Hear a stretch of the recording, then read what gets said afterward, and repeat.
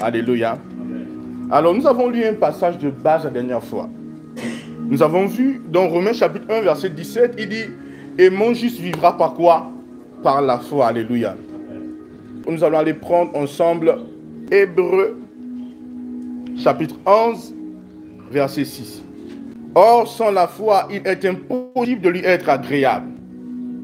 Car il faut que celui qui s'approche de Dieu croit que Dieu existe et qu'il est le rémunérateur de ceux qui le cherchent. » Il dit quoi? Or, sans quoi? Il est impossible de lui être agréable. Alléluia. Alors nous allons prendre encore un autre passage. Hébreux 10, verset 38. Et mon juste vivra par la foi. Mais s'il se retire, mon âme ne prend pas plaisir en lui. Alors c'est juste glorieux ce que le Seigneur est en train de nous dire maintenant. Tellement glorieux.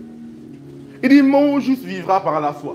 Beaucoup de chrétiens vivent une vie privée de foi. Certains ne vivent pas par la foi. Et j'ai dit vivre par la foi, c'est vivre dans tous les domaines de sa vie par la foi. Alléluia. Amen. Aussi simple possible. Par exemple, dans le domaine de la santé ou dans les domaines des finances, j'ai dit toujours Dieu est la source de la santé. N'est-ce pas? Amen. J'ai dit Dieu est ta source financière. Et le reste ne sont que quoi? Des canaux.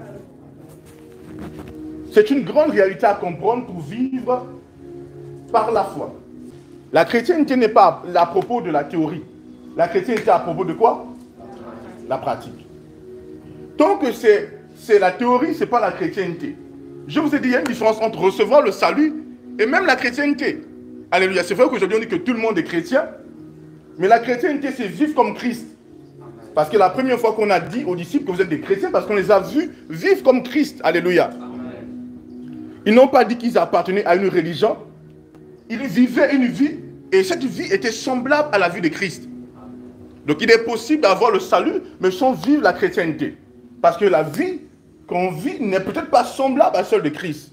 Or, la chrétienté, c'est vivre la vie de Christ. Alléluia. C'est Christ en nous, Christ vivant en nous, Christ vivant à travers nous. Alléluia. Amen.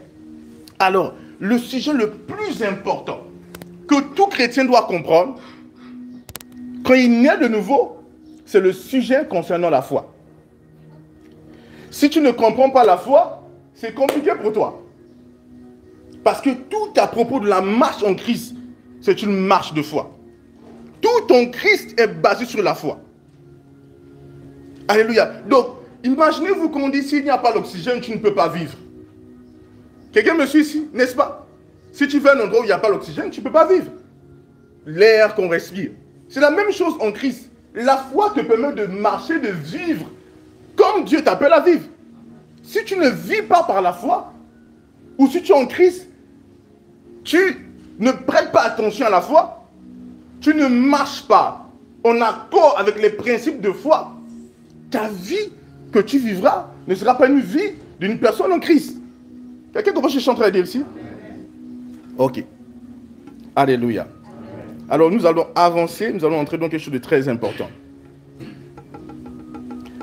Prenons ensemble Jean chapitre 11, verset 40. Jésus lui dit, ne t'ai-je pas dit que si tu crois, tu verras la gloire de Dieu? Alléluia. Nous sommes dans le mois de quoi?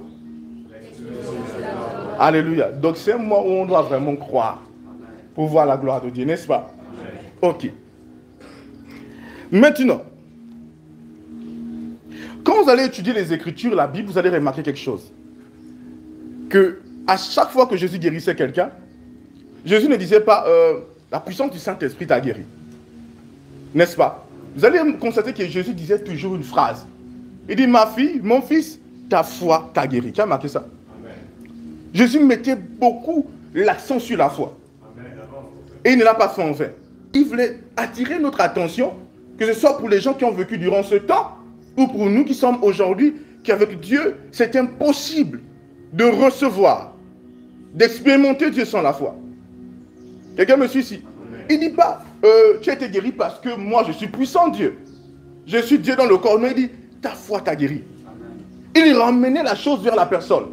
Pour dire en fait que sans ta foi, ce n'était pas possible. Mais c'est avec ta foi que c'est possible. Amen. Donc, Dieu n'a pas changé. Que ce soit avant d'être en Christ, même en étant en Christ, tout est à propos de la foi. Tout est à propos de croire. Quelqu'un me suit ici?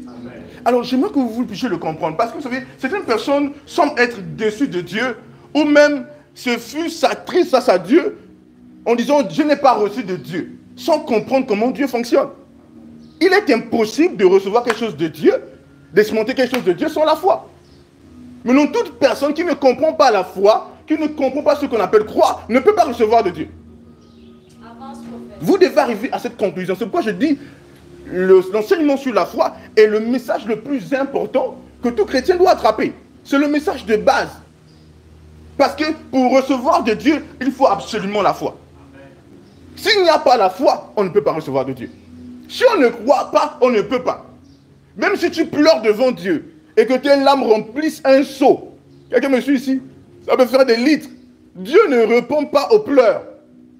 Quelqu'un me suit ici? Vous devez le comprendre. Quand vous arrivez à cette conclusion, vous comprenez pourquoi il est important pour vous de comprendre la marche de la foi.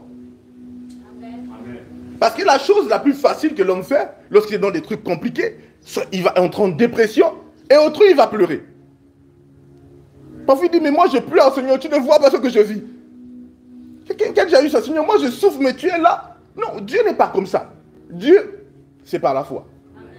S'il n'y a pas la foi, tu peux pleurer, tu peux t'enrouler. Ça ne s'écoute pas. Parce que vous devez comprendre une chose, Dieu a déjà tout accompli conformément à la nouvelle créature.